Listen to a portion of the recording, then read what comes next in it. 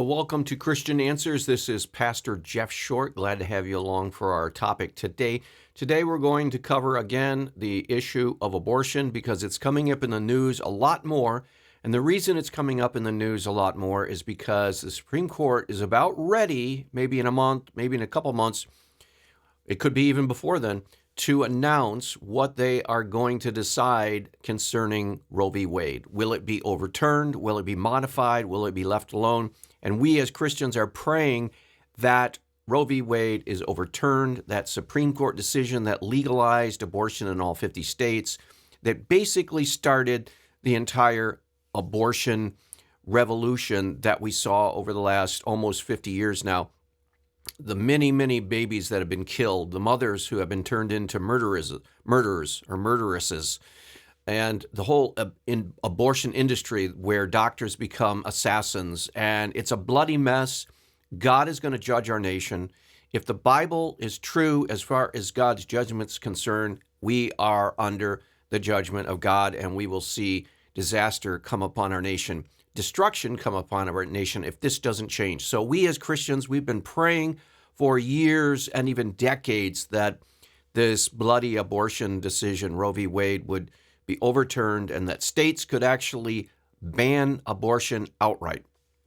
Well, as you would imagine, the pro-abortion forces, the pro-death to infant forces, the culture of death, they're not taking this lying down. They are in a rage right now, and they are trying everything that they can do to try to stop Roe v. Wade's reversal on the Supreme Court. And in fact, many states are trying to do an end around Roe v. Wade and codify into their law, their legal system, the same provisions for Roe. So if the Supreme Court decides to reverse Roe v. Wade, these states like New York, like California, like Colorado, these states would not miss a beat. They would keep on killing babies, and it would be a state matter sent back to the states, and these states have decided that they're going to take as strong or even stronger a pro-abortion stand than Roe v. Wade allowed them to do.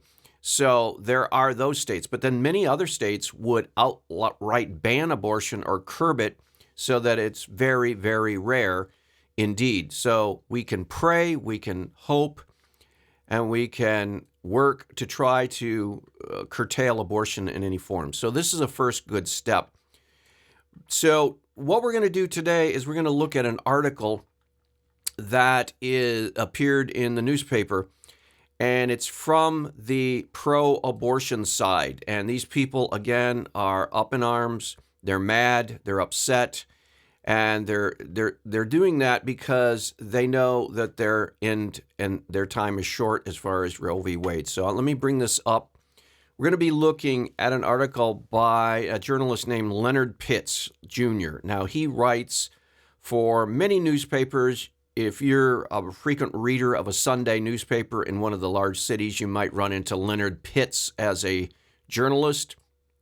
I know when I am in Michigan that I see he's always in the Detroit News almost every Sunday, giving his opinion on every little issue that you can imagine. Well, he's weighing in on abortion now, and so we're going to look at his article, and we are going to comment on his article because he is saying a lot of foolishness, but we have to counter his arguments. We have to match his lies with the truth so that we as Christians know where we stand and we can try to help other people know where to stand on abortion, because there's a lot of confusion in our world today.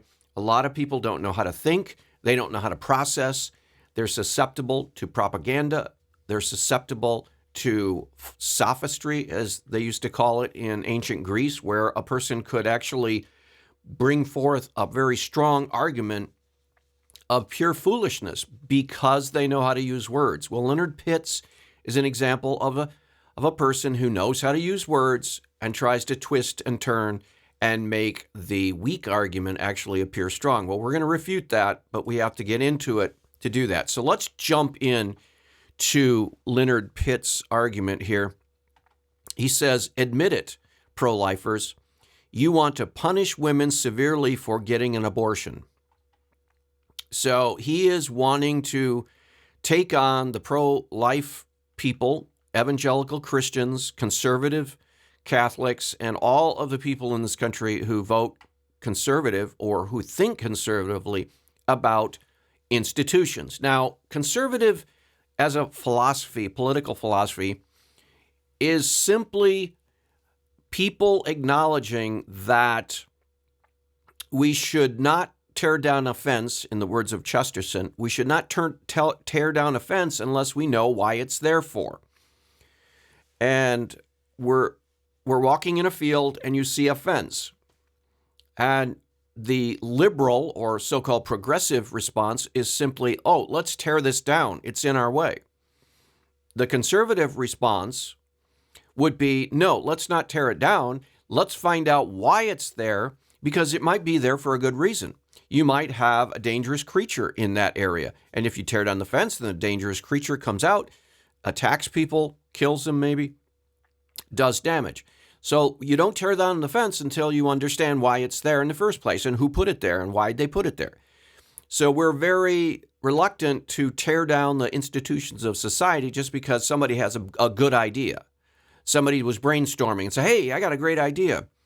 Why don't we deficit spend, for example? Here's an economic boneheaded idea. Why don't we deficit spend? Why don't we just spend money like a drunken sailor?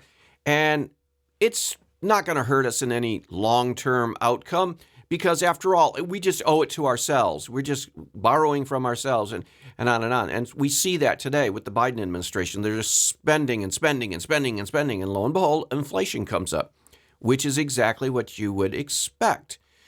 And so they were tearing down a fence. They were tearing down the fence of self-control, self-discipline, frugality, budgeting, careful money management. They threw that out the window and said, hey, we can just spend our way out of any problem. Well, you can't. Well, Leonard Pitts is a leftist progressive. He is all in on abortion. He thinks that's great. He doesn't have any moral problem with that because he hasn't thought it through, or he doesn't have any moral principles to start with, and he's a pure pragmatist. But let's answer his question. You want to punish women severely for getting an abortion? No. As Christians, we don't want to punish women severely for anything they didn't do. But if they did a crime, if they committed a dastardly deed, if, for example, they killed their child in the womb, that's murder. And when you have someone committing murder, there needs to be some punishment for that. Yes. So, yeah, we'll admit it. I'm a pro-lifer. I'll admit it, Leonard Pitts. You want to punish women severely for getting an abortion. We want to punish women who commit murder, who take the life of an innocent child. Yes, even their own child. Just because your child is murdered doesn't mean you get off murder charges. If it's murder, it's murder. Now, we can talk about what the punishment should be, but let's get it right up front. Abortion is murder, and someone who commits murder should pay a penalty or a fine or jail time or prison time or some criminal penalty. If you don't punish murderers, you're going to get a lot more murderers. So let's call it like it is. We're not trying to go after women. We're not trying to pick on women. But if a woman is a murderer or a murderess, then she deserves some form of punishment. Yes, there's no question about that. What's wrong with that? Last week, Texas gave us a glimpse of the future. It was not pretty. Well, they arrested someone who committed murdered her own child. And why isn't that pretty? We don't describe things in those terms like pretty. No crime is pretty. Law enforcement doesn't use that word pretty. So he's really playing with words here. No, it was good that they enforced a law against murder. That's what we should be saying. It seems that on Thursday, 26-year-old woman was arrested and charged with murder because she committed murder. And if she did commit murder, she should have been arrested and charged, correct? I mean, do we Do we enforce the laws on our books or do we not? Specifically, according to the County Star of on the Mexican border, Lizelle Herrera intentionally and knowingly caused the death of an individual by self-induced abortion. So she committed murder. All right. That's what you need to know. She committed a crime. And on the laws in the books of Texas, committing abortion crime is committing murder is a crime. Thankfully, her deal was not long-lived. Now, no, not thankfully. If she committed murder, she needs to pay whatever society deems just in paying for that crime. Why would you thankfully let a murderer go? You could do that about anything. A woman decided she was tired of her husband and shot him in the head at night, and she was arrested and sentenced, but thankfully she was released and acquitted. No, you don't. What moral universe do you talk in these terms? Well, Leonard Pitts is in a universe not the one that we're living in. He's in his own la-la land. Thankfully, her ordeal was not long-lived. On Monday, the district attorney asked a judge to dismiss the charge. Now, I don't know why they did, but maybe they weren't prepared to press charge. I don't know. Although Texas is among the states that have imposed harsh limits on women's constitutional right, imposed harsh limits on murdering your baby. Again, you have to get the language right here. To end a pregnancy, it has no statute covering what Herrera is alleged to have done. That is the act of self-abortion. She killed her own baby by some means. In fact, Texas law specifically prohibits criminal prosecution of a woman who has an abortion. Yes, but does it specifically prohibit criminal prosecution of a woman who kills her own baby? Who does the dirty deed herself? Does it? I'm not sure. What they're saying is that there is a law in the books that says a woman cannot be prosecuted criminally for having an abortion, and that was during the Roe v. Wade era. That may change. But does it say that a woman can actually kill her own baby directly and still not be prosecuted? I don't think so. One wishes that offered more solace than it does. Solace? What is he saying? To the contrary, it seems reasonable to suspect Herrera's arrest will someday go down as a harbinger, foreshadowing the achievement of a goal toward which the so-called pro-life movement has been driving. Yeah, pro-life. Very self-evident. Pro-life. We're pro-baby's life in the womb.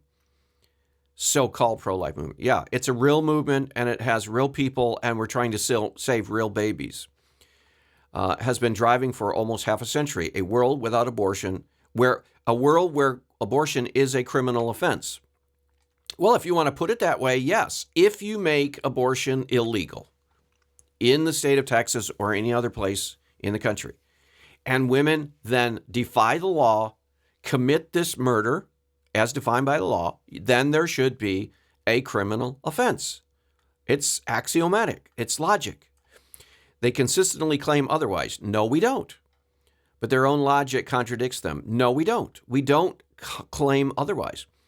If a fertilized egg, as they contend, a human being, then killing a fertilized egg is murder. Exactly.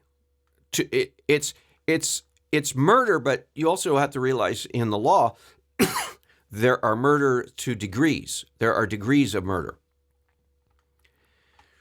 So you have to be nuanced here.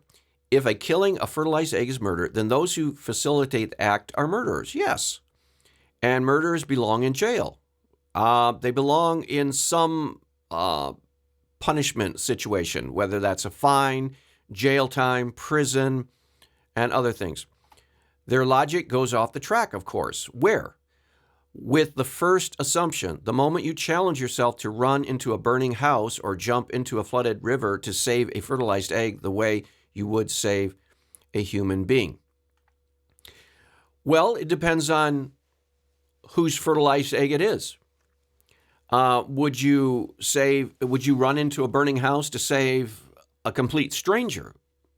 Well, some people might, some people wouldn't. Would you run into your house to save your fertilized egg to preserve their life? Well, probably. It depends. And there are degrees to which people will be the Good Samaritan and go out of their way to rescue people. And that's the same with people who have already been born. There are degrees to which people will help other people who are in a life-threatening situation. A lot of people would not run into a burning building to save complete strangers. Are we saying then, according to Leonard Pitts, that they don't believe that those people are humans? No. It's just that they don't believe that the life of those strangers in the building that is burning would be as valuable as their own life. And so they're making a decision, a moral decision, and moral decisions have to be made every day. So this little tricky argument that he's making doesn't hold any weight, because the fertilized eggs, yes, they're human, but no, not everybody would run into the house to save a fertilized egg, just as they would not run into the house to save some total stranger they don't know. So what do you prove? Are you trying to argue then that people waiting on the sidewalk, not rushing in, are not believing that those people are human in there? And then by the same logic, are you saying that the pro-lifers who don't rush into the building don't believe that the fertilized eggs are human? No. Wrong on both counts. So the argument doesn't hold weight. But the point is that by the reasoning of the abortion opponents, arrest and prosecution have to follow abortion. Well, something has to follow. Some criminal penalty, some kind of punishment, yes, has to follow. That's the argument. You got it right. That's what they are fighting for, whether they admit it or to themselves or not. I admit it. Something has to be paid. If you are a woman in a state that bans abortion after Roe v. Wade is reversed, and you willfully commit murder, the taking of the unborn life in your womb or even facilitating in someone else, there has to be some penalty, whether it's a murder charge, murder. There are degrees of murder too. So that could be all worked out. So Leonard Pitts wants to try to scare people and think, oh, they're going after women. No, why put it that way? Why not put it, they're going after people who commit crimes to punish those crimes, whatever they might be. We should do that in society. Somebody hires a hitman to kill a rival business owner and succeeds at killing the rival business owner. Yeah, there's some crime and punishment they have to face up to in court. It's not going after them specifically. It's going after them if they commit a crime.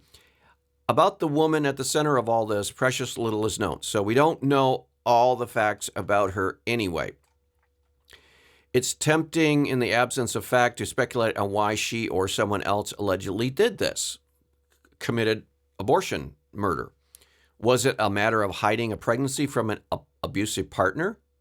Well, it doesn't matter. Being unable to afford an abortion clinic, of being unable to find one? Do we do that kind of nuance thinking in respect to why some teenager goes up to a bully and shoots him in the head and kills him? Well, why did he kill the person? Maybe the bully was picking on him. Well, that doesn't excuse him from murder charges. He has to pay consequence. When you commit a crime, it is interesting to know why you committed the crime, but it doesn't excuse you from the consequences of committing the crime. And that's what Leonard Pitts wants to try to do, excuse this woman. We don't know this much, however, we can say that with some confidence. If a woman decided to self-induce abortion, it's likely because she felt that there was no other choice. And if a teenager goes up to a bully and shoots him in the head, he must have felt that there was some reason why he was doing it. Yes, there always is a reason why people commit crime. But that doesn't justify the crime. And it doesn't mean they should get out scot-free because there is a reason why they did the crime. This woman who gave her own baby an abortion, self-induced abortion, yeah, she had a lot of reasons. None of them justify her doing what she did. So we see here Leonard Pitts, he's trying to excuse this woman's crime and trying to make little of it and saying, oh, it's terrible, they're picking on her. They're not picking on her. She is someone who committed a crime in Texas, and they're trying to figure out what to do. Planned Parenthood counts 19 states, including Florida, Mississippi, Missouri, Ohio, and Texas, where access to abortion is now severely restricted. That's great. We need to restrict it totally.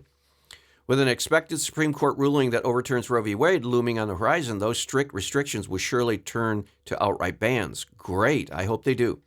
And upon whom will the weight of that prohibition fall most heavily? Certainly not upon the women who have options. That's true. I mean, if you have a lot of money and you have a lot of connections, you can get an abortion illegally or go out of state and fly out of state. You can do a lot of things if you have money. You can commit murder a lot easier if you have money. You can hire assassins to do your dirty work. You can do all kinds of things. There's no argument against that. Not upon those whose family and financial situations allow them avenues of escape. Right. So poor people will have a harder time killing their babies. That's not bad, because consequently the poor people will be saved from having committed murder and standing not just on trial on earth, but before the living God. So maybe that's a good thing that poor people can't commit murder, because then they won't have that on their conscience and they won't have to stand before the living God guilty of murder. No, as has so often been the case throughout history, the onerous weight will be borne by those least able to bear it, by women who have no other choices. That's true. That's true. If you criminalize and make abortion murder and make it a crime, then the rich women who have means can escape the consequences of murdering their child. They can facilitate the murdering of their child by someone, abortion clinic, abortion doctor out of state, in some state like New York, California, who allows for abortion, allows for the murdering of children. And yes, it's easier for wealthier people with means, more privileged and positioned people to have abortion. That's why the Hollywood crowd out in California, they can go anywhere they want to get an abortion. It makes it easier for them to murder. It's a sad thing. It shouldn't be.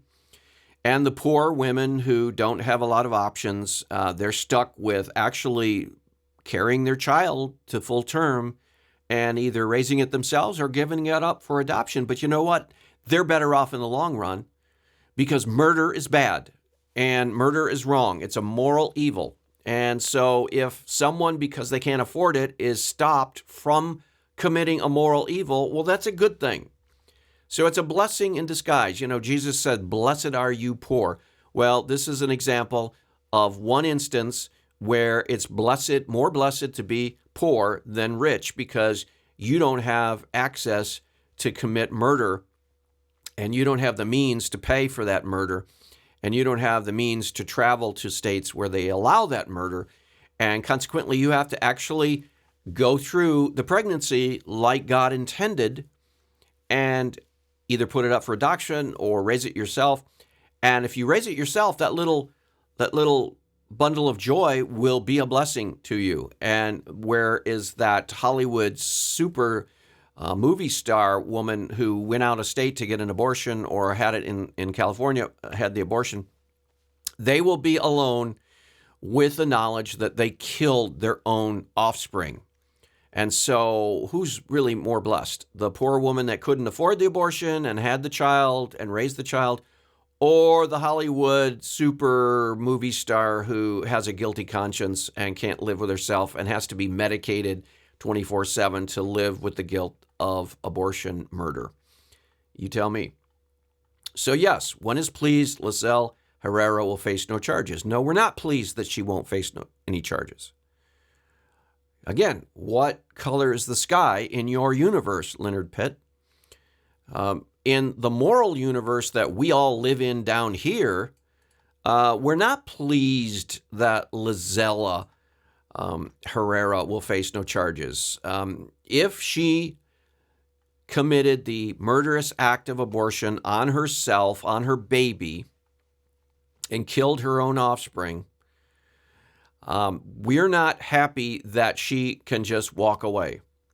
Now, God will condemn her unless she goes to him and begs forgiveness, and her conscience will condemn her, and she won't get off scot-free.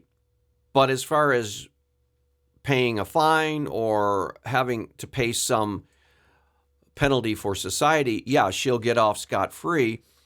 And that's not a good thing. And we don't want murderers to go free. And that's one of the problems today with defund the police, because you have a lot of criminals walking around. And I'm sure Leonard Pitts was all in on that option, too, of defunding the police, or at least he was a couple of years ago when it was real popular. I'm sure he was writing a lot about defund the police or bring in social workers instead of police officers to the scene of crimes. But again, we can't depend on Leonard Pitts to give us any kind of moral clarity, because he lives in a different moral universe, and there he is right there. Last week, this woman was arrested for murder after allegedly availing herself or helping someone else avail herself of what is still a constitutional right. Yeah, murdering your child in the womb is a constitutional right because of Roe v. Wade. That will be overturned soon, God willing. And we'll be done with that foolishness, that atrocity, that travesty of justice. It's a milestone that raises an ominous question. Who is next?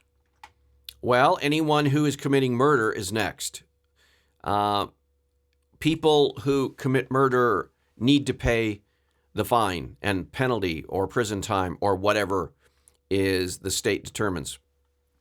So we've reviewed Leonard Pitts's argument. We can see how desperate the pro-abortion side is to try to justify themselves. They're trying to play emotional word games. They're trying to tell personal stories of women like this woman here, who I'm sure she had a lot of emotional trauma and all of that going through this gruesome act, but nobody forced her to do that. That was her choice. She, in her mind, made a big crisis of a pregnancy. God created pregnancy, but it wasn't supposed to be a crisis in the person's life enough so that it would motivate them to kill that baby. And we need to say no to that and oppose it every opportunity we can. Well, I hope that's been a commentary that's been helpful to you. We'll see you back next week on another edition of the program. And we will tackle another issue in the news. God bless.